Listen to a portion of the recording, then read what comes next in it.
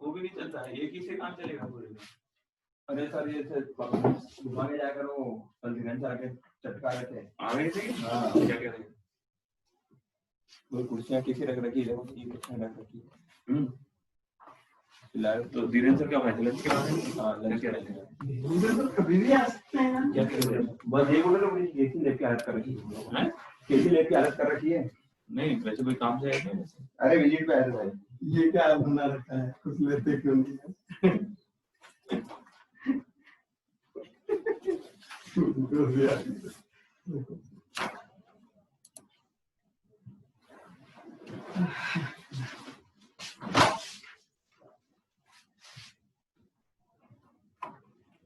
Hello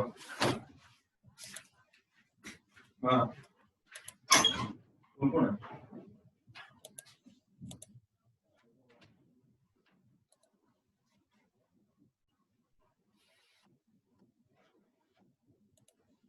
अरे मुझे जी नहीं अभी नहीं, अभी नहीं हुआ।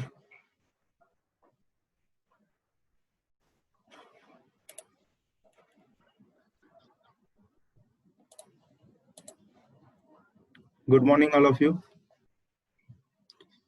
Good morning sir. आवाज आ रही है?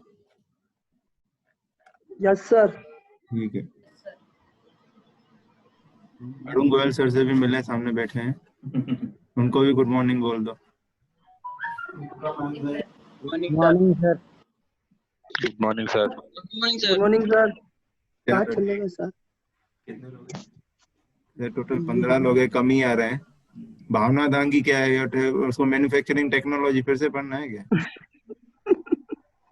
एक सेमेस्टर की है ना भावना दांगी? Third semester. चलो एडमिट कर लेते हैं, पढ़ ले।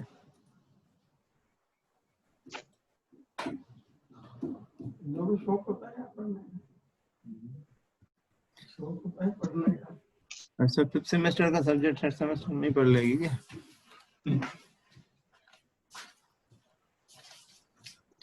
भावना दांगी कहाँ है?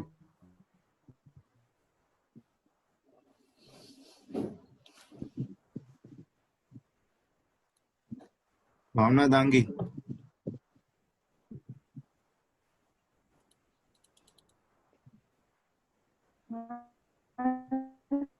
आपको मैन्युफैक्चरिंग सब्जेक्ट पढ़ना है क्या? अभी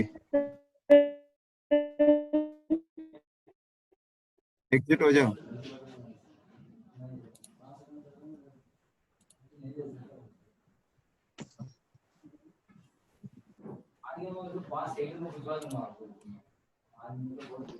चलिए क्लास स्टार्ट करते हैं हम लोग, ठीक है। बहुत ज्यादा गैप हो गया है क्लासेस के बीच में। लास्ट क्लास में आप लोगों को डेरिवेशन कराया था चेन थ्योरी का, और आखिरी में हम वो ट्रिग्नोमेट्री वाले फॉर्मूले में अटक गए थे और टाइम हो गया था। तो फिर ग्रुप में शेयर कर लिया था आप लोगों के साथ, तो वो फॉर्मूला आपको देखना पड़ेगा। वो फॉर्मूला देख के आपको समझ में आ गया कि पूरा derivation 2 plus lambda minus alpha is equal to 5/2 आया समझ में कि नहीं? किसी को नहीं आया हो तो अभी भी बता दीजिए। सबको आया था समझ में?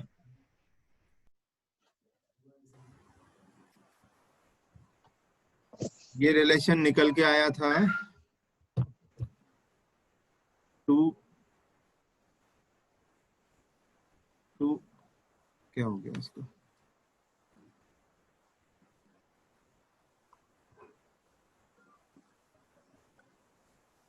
ये रिलेशन निकल के आया था। इसमें किसी को डाउट? उसमें मैंने साइन ए फॉर्मूला कौन सा लगाया? मैंने साइन ए साइन बी का और कॉस बी का फॉर्मूला लगाया था, ठीक है। ये दोनों फॉर्मूले मैंने शेयर किए थे मैंने गूगल क्लासरूम में, शायद शेयर किए थे मैंने, या फिर ग्रुप में ही शेयर किया था, ठीक है। उसके बाद फाइनली हमें इनसे हमें ये यहाँ पे हमने ये वाला हमारा रिलेशन आखिरी निकल के आया था, जिसमें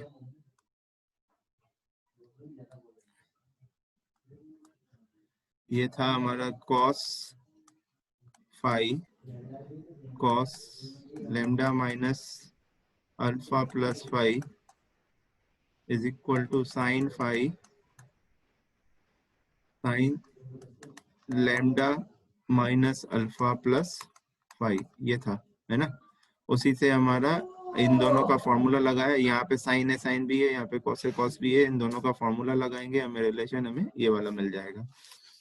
मर्चेंट थ्योरी की तरह अलग दूसरी भी थ्योरीज होती हैं, पर वो उनका डेरिवेशन कभी नहीं आएगा, तो वो आप लोगों को उसकी इक्वेशन शेयर कर लेता हूँ। जैसे कि मॉडिफाइड, इसने अपना ये जो मर्चेंट ने अपना मॉडिफाइड थ्योरी भी दी, ठीक है, मॉडिफाइड थ्योरी भी दी, modified Merchant theory.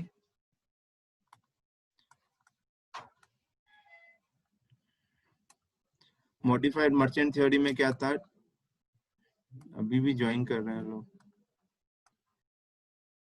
Modified theory में 2 phi plus lambda minus alpha is equal to C M. C M क्या है, एक कांस्टेंट है, कांस्टेंट है which depends upon the workpiece materials and cutting tool material, which depend on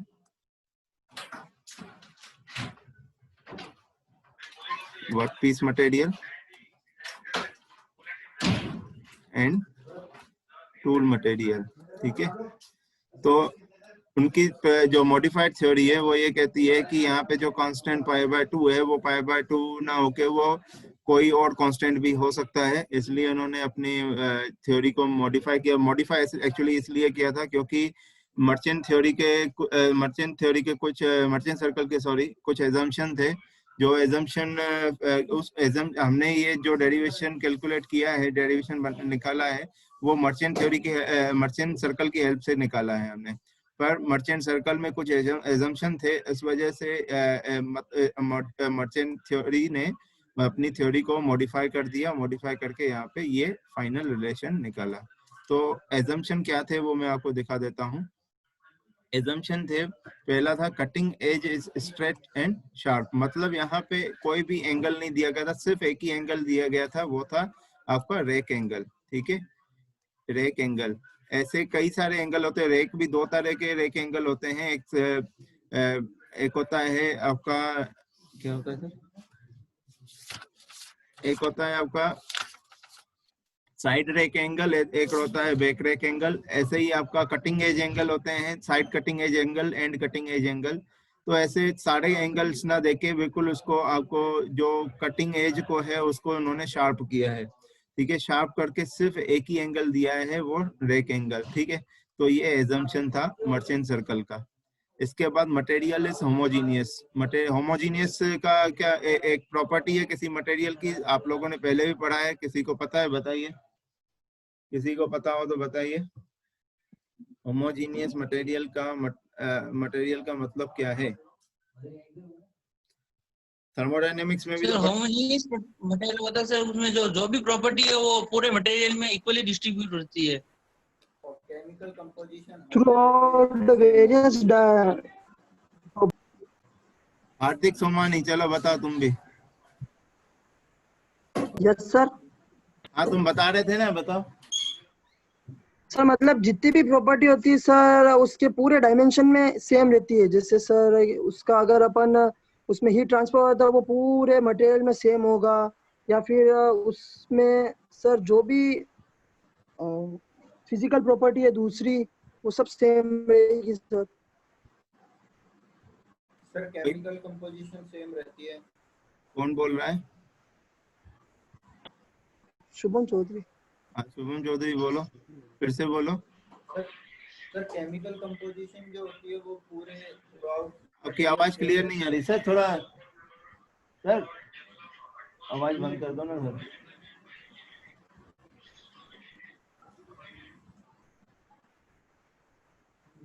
हाँ बोलो शुभम चौधरी बोलो। Shubham,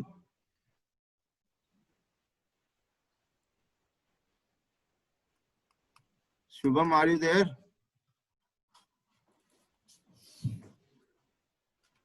Shubham answer सही दे रहे थे, कहाँ हो?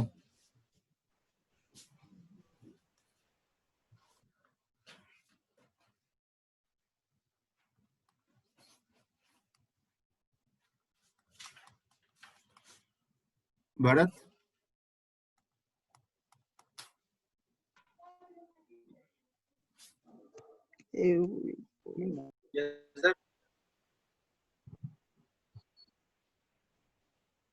भरत आंसर पता है तुम्हें? नहीं सर।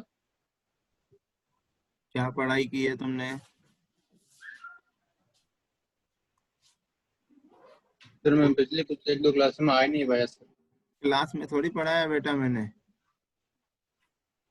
ये तो अपन ने वहां पे पढ़ा है सर। केमिकल कंपोजिशन सेम रहता है। Shubham Chaudhary, very good. Homogeneous materials वो होते हैं जिसमें केमिकल कंपोजिशन चेंज नहीं होता है, ठीक है।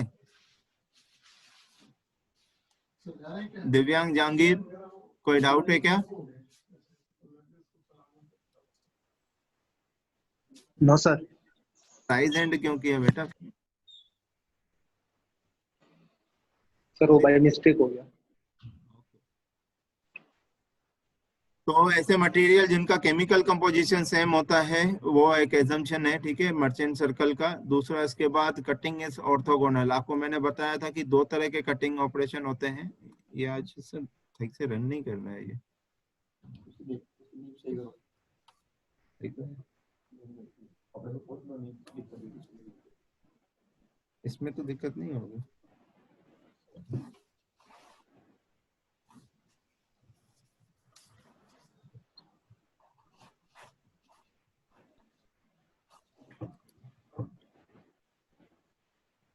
ये हो ही रहा है दिक्कत।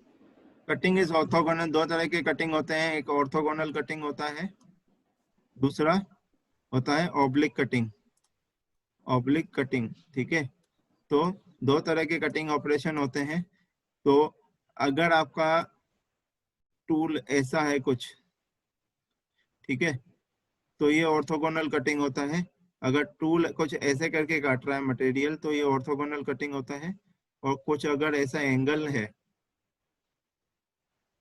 ऐसा एंगल में काट रहा है, ये पॉइंट है, ये एंगल में काट रहा है तो ये ऑब्लिक कटिंग होता है। ये मैं आपको आगे आने वाली क्लासेस में डिस्कस करूंगा। आपको मैंने बोला था, ठीक है ना। तो हमने एजम्पशन क्या लिया है, द कटिंग इज ऑर्थोगोनल, ठीक है। The material is rigid and perfectly plastic. तो मटेरियल आपका रिजिड होगा, मतलब इसको ये तो क्या है, एक तरह से पूरी तरह से एजम्पशन ही है जो अपन स्ट्रेंथ ऑफ मटेरियल में भी लेते हैं। रिजिड मटेरियल का मतलब वो होता है जिसमें डिफॉर्मेशन बिल्कुल भी ना हो, ठीक है। जिसमें डिफॉर्मेशन बिल्कुल भी ना हो वो आपको मटेरियल क्या कहलाता है, रिजिड मटेरियल कहलाता है।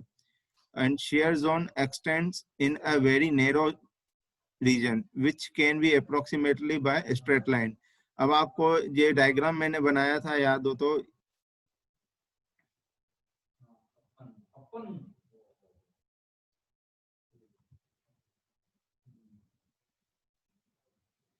ये अपन डायग्राम बना रहे हैं, शुरू से बनाते हुए आ रहे हैं। ये वाला डायग्राम, इसमें जो आपके ये है शेयर जोन है, ये क्या है आपका शेयर जोन है। तो ये बोल रहे हैं कि एजम्पशन ये है कि शेयर जोन सिर्फ एक छोटे से नैरो रीजन में है। ये नैरो रीजन है, मतलब बिल्कुल ये आपकी लाइन बिल्कुल एक स्ट्रेट लाइन दिख रही है। एक्चुअली में क्या होता है, वो पूरा ऐसे कवर होता है, पूरा ये पूरा एक एरिया होता है ऐसे, ठीक है। एक्चुअल में ये होता है, पर हम मर्चेंट सर्कल में इसको as a straight line assumption लेते हैं, ठीक है ना। ये जैसे ये कुछ ऐसा अगर शेयर होता है, दोनों के भी कांटेक्ट होता है टूल और वर्कपीस में, तो ये कुछ ऐसा रहता है, इतना दोनों के बीच में कांटेक्ट रहता है। पर मर्चेंट सर्कल में इसको as a straight line assume किया गया था, ठीक है। आया समझ में? ठीक है। तो ये एजम्पशंस की वजह से मर्चेंट ने अपनी थ्योरी को मॉडिफाई किया और फाइनली ये रिलेशन दिया, वो है 2 5 plus lambda minus alpha is equal to CM, जहाँ पे वो कांस्टेंट जो है डिपेंड करता है आपका workpiece material and tool material पे। ऐसे और भी थ्योरीज आई मर्चेंट थ्योरी के अलावा। ली शेफर्ड थ्योरी ने भी अपनी थ्योरी दी, उसमें उसने ये इक्वेशन दिया। ये डेरिवेशन इनका है, ठीक है, जैसे बाकियों का डेरिवेशन है इनका भी है, पर आपको कभी नहीं आएगा जिंदगी में इसका डेरिवेशन, कभी कोई काम नहीं आएगा। डायरेक्टली क्वेश्चन आएगा तो न्यूमेरिकल आएगा, तो आपको कंपटीशन एग्जाम में न्यूमेरिकल इन दोनों थ्योरी से आ सकता है, पर आपको आरटीओ एग्जाम में इन दोनों इक्वेशन से, इवन इन तीनों इक्वेशन से आपको न्यूमेरिकल नहीं आएगा। इन तीनों इक्वेशन से न्यूमेरिकल नहीं आएगा, बस आप दिमाग में रखिए। और भी थ्योरीज होती हैं, जिसे ली शेफर्ड थ्योरी कहता है 5 + lambda - alpha = π/4, and Stabler theory कहता है 5 + लैम्डा - अल्फा/2 = π/4। तो क्वेश्चन जो आएगा तो उसमें find the shear angle with the help of Merchant theory, ऐसा करके आएगा। Find the angle with the help of Lee Shaffer theory, या फिर find the shear angle with the help of Stabler's theory. ठीक है, तो क्वेश्चन जो भी न्यूमेरिकल आएगा उसमें आपको बताया जाएगा। नहीं बताया जाए तो आपको बेसिक आपको इक्वेशन लगानी है, वो है इक्वेशन 2π + लैम्डा - अल्फा = π/2। अगर कुछ भी ना लिखा हुआ है तो आपको हमेशा यही इक्वेशन न्यूमेरिकल में यूज करनी है। ठीक है, इसी का ही आपको डेरिवेशन भी आएगा। ठीक है, और किसी का डेरिवेशन नहीं आएगा। ठीक है, आगे बढ़ते हैं। अब हम वेलोसिटी के बारे में पढ़ेंगे। डिफरेंट कौन सी वेलोसिटी आप लोगों को बताई थी? एक कटिंग वेलोसिटी बताई थी, और एक शेयर वेलोसिटी बताई थी, और तीसरा है चिप फ्लो वेलोसिटी बताई थी। जो कटिंग ऑपरेशन में 3 तरह से वेलोसिटी आती है।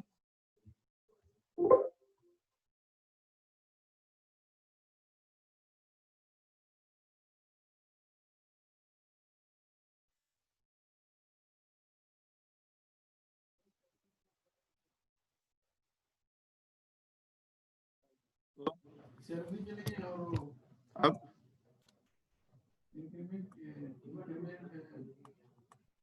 वेलोसिटी इन मशीनिंग ऑपरेशन।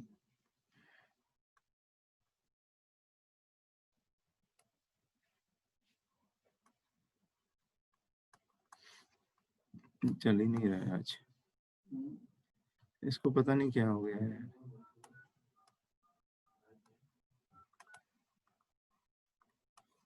वेलोसिटी इन मशीनिंग। ठीक है, तो ये डायग्राम आपका वही बेसिक चलेगा डायग्राम।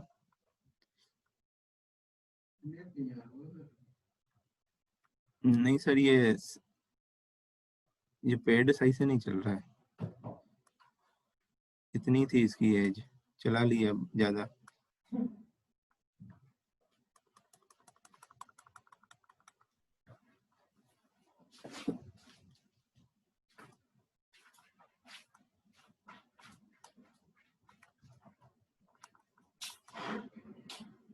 ये आपका अल्फा, ये था आपका लैम्डा, सॉरी गामा।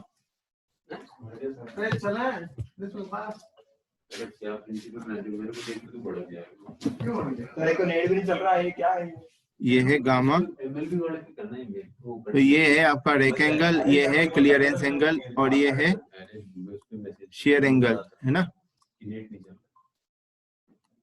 मटेरियल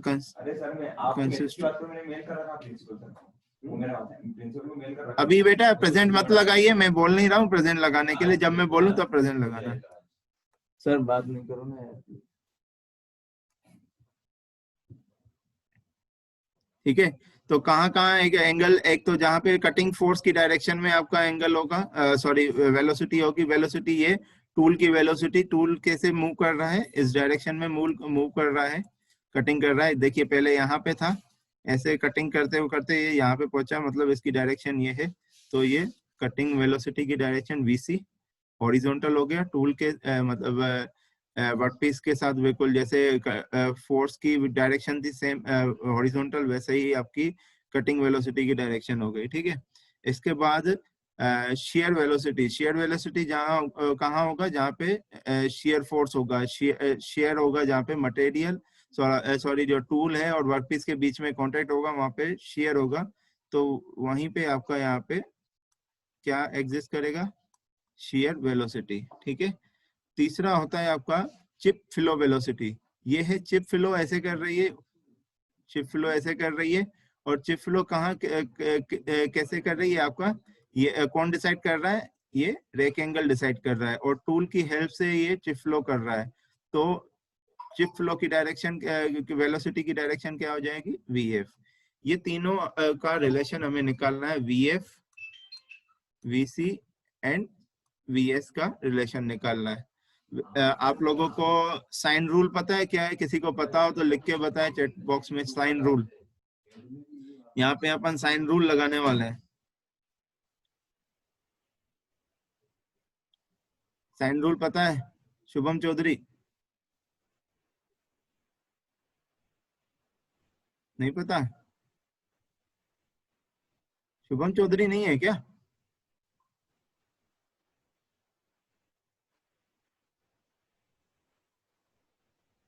हार्दिक मीना?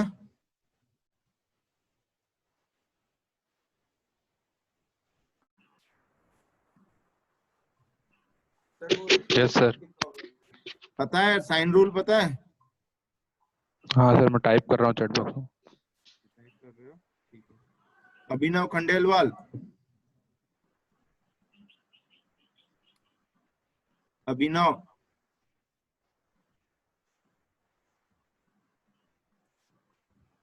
अभिनव खंडेलवाल?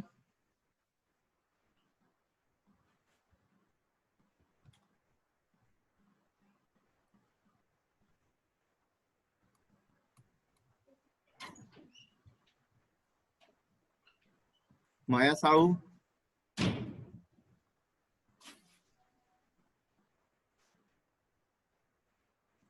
माया साहू? Yes sir. पता है साइन रूल?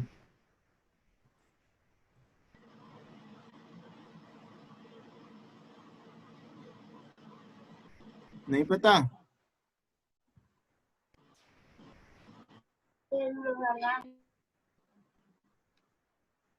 ट्वेल्थ पढ़ के आए हो कि नहीं पढ़ के आए हो? कितने परसेंटेज थी ट्वेल्थ में?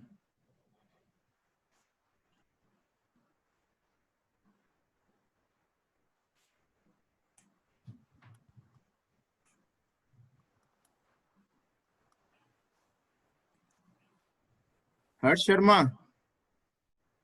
Yes sir. क्या है साइन रूल, क्या है? Sir alpha upon sine alpha is equal to beta upon sine beta is equal to gamma upon sine gamma. तीन सर ये एंगल अपन लेते हैं। अल्फा क्या है?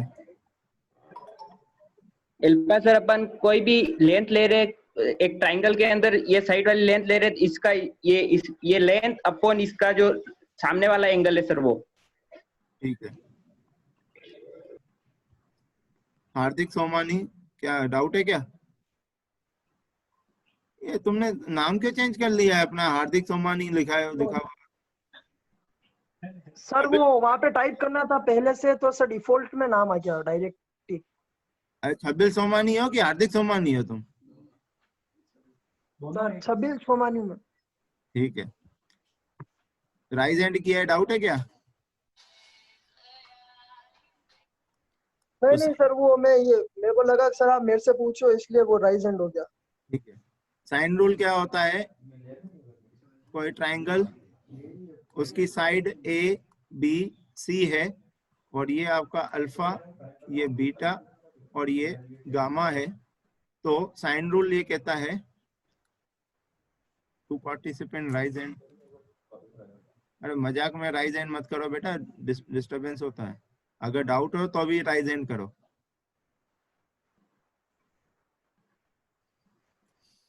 हार्दिक सोमानी ने दिया है आंसर, प्रज्ञेश ने दिया है और विनोद कुलरैया ने दिया है, अभिनव खंडेलवाल ने दिया है।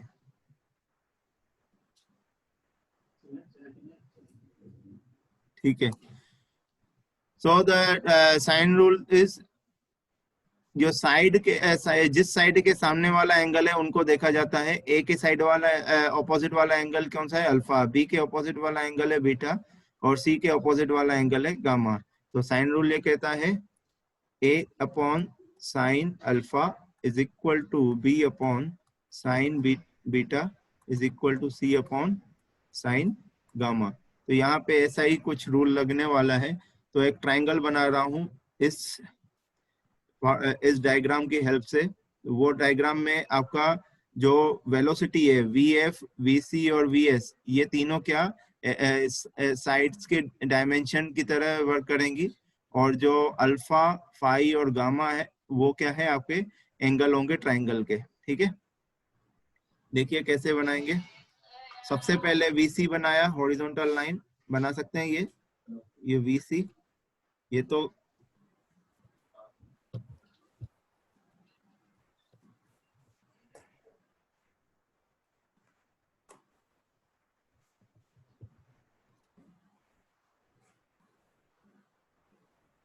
ये VC की डायरेक्शन है, VC। ठीक है, जैसे ही VC खत्म हुआ तो यहाँ पे मैं ये डायरेक्शन बना सकता हूँ VS की हॉरिजॉन्टल के साथ। ये आपका VS का डायरेक्शन।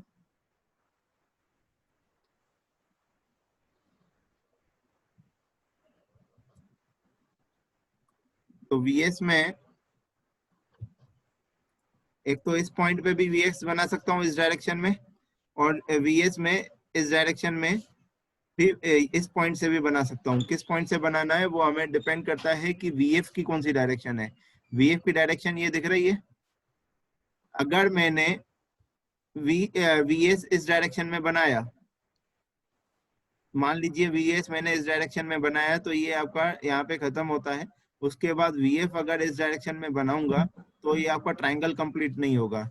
तो अल्टीमेटली यहाँ पे समझ में आता है कि VS इस पॉइंट से ना बना के VS किस पॉइंट से बनाना है, इस पॉइंट से बनाना है। ठीक है, ट्रायंगल को कंप्लीट करने के लिए। ठीक है, तो मैं इसको मिटा रहा हूं।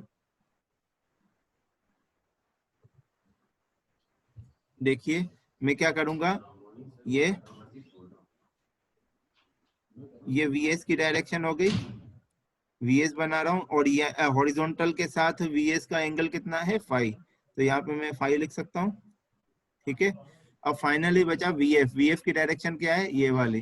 तो इस पॉइंट से क्लोज करने के लिए इस पॉइंट से मैं अगर ये डायरेक्शन बनाऊं तो ये VF की डायरेक्शन हो जाएगी, और ये एंगल आपको हॉरिजॉन्टल के साथ कौन सा एंगल बना रहा है,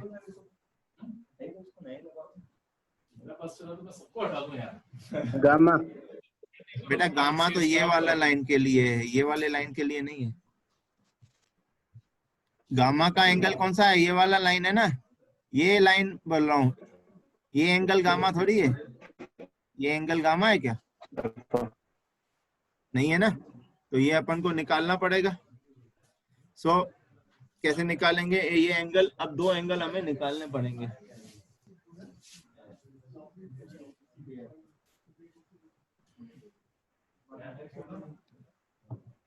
ठीक है, देखिए आपका यहां से लेकर इस वाली लाइन से लेकर इस वाली लाइन का एंगल पूरा 90 है।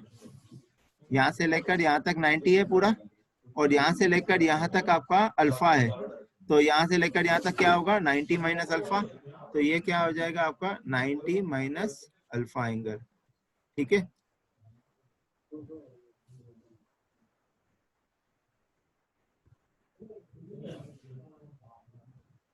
ये हो जाएगा 90 माइनस अल्फा एंगल। ठीक है, ठीक है, किसी को डाउट?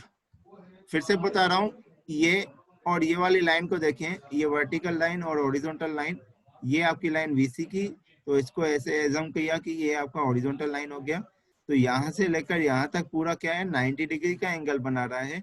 और यहाँ से लेकर जो ये VF वाली लाइन है, यहाँ तक आपका क्या है, अल्फा है, वर्टिकल से यहाँ तक। तो हमें चाहिए एंगल यहाँ से लेकर VF तक की एंगल चाहिए। तो ये हो जाएगा 90 माइनस अल्फा।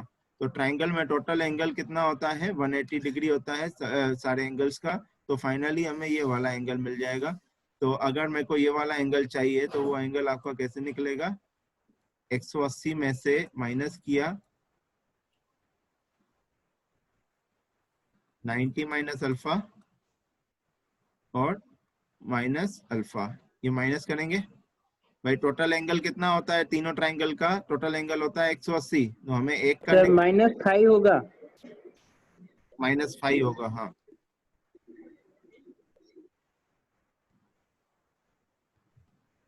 ये होगा -5। ठीक है ना। तो ये हो जाएगा 90 प्लस अल्फा -5, ये हो जाएगा। तो इसको मैं ऐसे भी लिख सकता हूँ इसको मैं ये माइनस को कॉमन निकाल के 90 माइनस ब्रैकेट में 5 माइनस अल्फा ये भी लिख सकता हूँ। ठीक है, तो इस एंगल का ये वाला एंगल कौन सा कितना हो गया 90 माइनस 5 माइनस अल्फा। अब हमारे पास एजेस हैं, एजेस की डायमेंशन हैं और एंगल्स हैं, बस हमें क्या लगाना है साइन रूल। इस ट्राइंगल का यूज करके हम साइन रूल लगाएंगे, यही वाला फॉर्मूला लगाएंगे तो हमें रिलेशन मिल जाएगा तीनों के बीच में, मतलब chip flow velocity, cutting velocity और शेयर वेलोसिटी के बीच में रिलेशन मिल जाएगा। VF के ऑपोजिट एंगल है आपका फाई, तो ये हो जाएगा यहाँ पे पहले लिखा VF अपॉन साइन फाई, ठीक है, इक्वल टू VS के ऑपोजिट है 90 माइनस अल्फा, तो लिखेंगे VS upon sine 90 minus alpha is equal to यहाँ पे VF हो गया, VS हो गया, बाकी बचा VC के ऑपोजिट एंगल है 90 माइनस 5 माइनस अल्फा, तो VC upon sine 90 minus 5 minus, आज काम ही नहीं कर रहा है ये,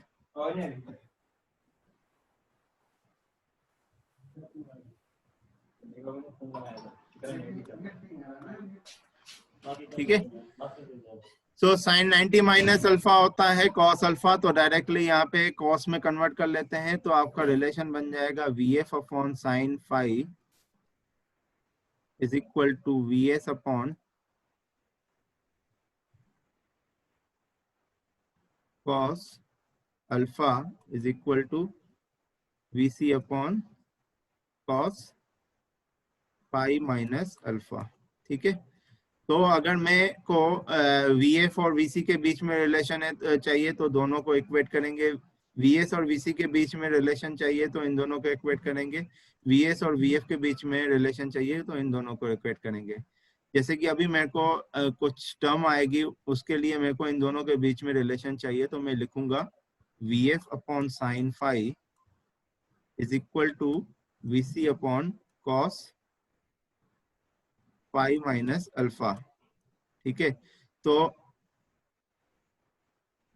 VF अपॉन VC हो जाएगा sine phi upon cos phi minus alpha.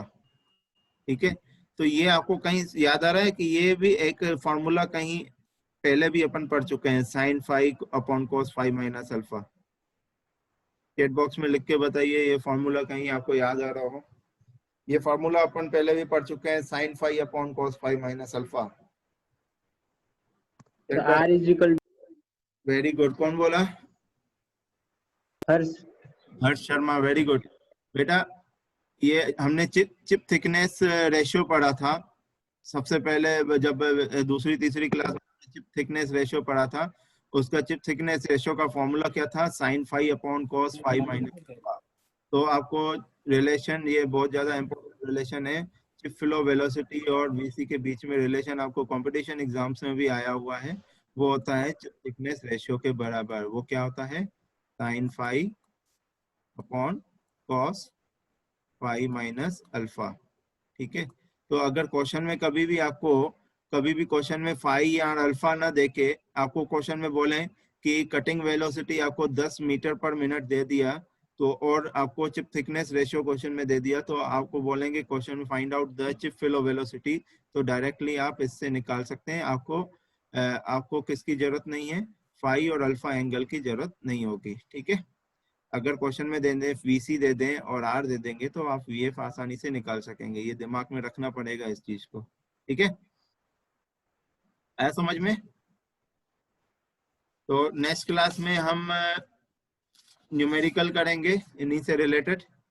ठीक है, इन इक्वेशन इनसे रिलेटेड, और जो भी मेरे पास नोट्स है मैं सब आपके साथ शेयर कर रहा हूँ। किसी को डाउट है क्या? राइज हैंड किया है हार्दिक सोमानी, तुम कितनी बार राइज हैंड करोगे बेटा? सर ये चैट पे ओके करें, उसके नीचे सर ऑप्शन है तो वहाँ क्लिक हो जाएगा सर। तो अब अटेंडेंस लगा लीजिए सभी लोग अपनी, टोटल 22 प्रेजेंट है, तो 22 मैसेज चाहिए मेरे को। इनमें आप लोगों का कुछ लोगों के नाम ले रहा हूं मैं, जैसे कि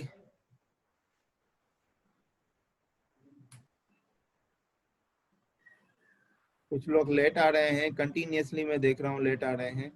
जैसे कि आपका इसने नहीं लिखा है क्या, कपिल पठारिया आज लेट आया है, विठल लेट आया है आज।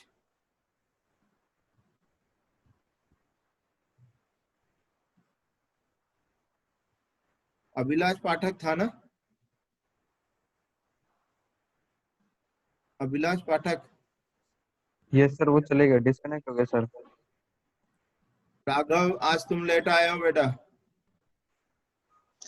सर नेटवर्क इश्यू था, बाकी सर हमेशा टाइम पे ही आता हूँ सर। 2 मिनट लेट था सर आज। अरे 2 मिनट लेट नहीं, 5-10 मिनट लेट से। और मैं पॉइंट आउट करता रहता हूँ बेटा मैं। और पहले मैं अटेंडेंस शीट आप लोगों के साथ शेयर नहीं किया, 1-2 दिन में शेयर कर लूंगा।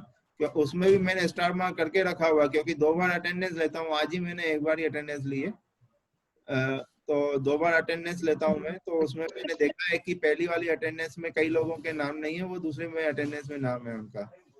तो उससे ये पता चलता है कि लेट आ रहे हैं लोग, तो पॉइंट आउट किया है मैंने, इसीलिए आज बोल रहा हूँ। आप लोग ज्यादा से ज्यादा ठीक है 5 मिनट तक चल रहे हैं, पर वैसे आधे घंटे की जो टोटल क्लास है उसमें 5 मिनट लेट हो गए तो क्या मतलब है। इसलिए टाइम पे आए एग्जैक्टली। कभी नेटवर्क इशू है तो एक बार मैसेज कर लें मेरे को, ठीक है। Sir can you please share the notes. बिल्कुल, मैं आप लोगों के साथ आज के दिन में ही मैं नोट शेयर कर रहा हूँ। मैं मेरे दिमाग से निकल गया था, मैं नोट शेयर करने वाला था आप लोगों के साथ। वैसे ये मैंने लिखा है, तो आप लोगों को ये मिटाऊंगा नहीं, ये आप लोगों को मिल जाएगा पूरा डेरिवेशन, ठीक है। चलिए एग्जिट करते हैं। Have a nice day. आज के लिए इतना ही, ठीक है। Thank you. Thank you sir.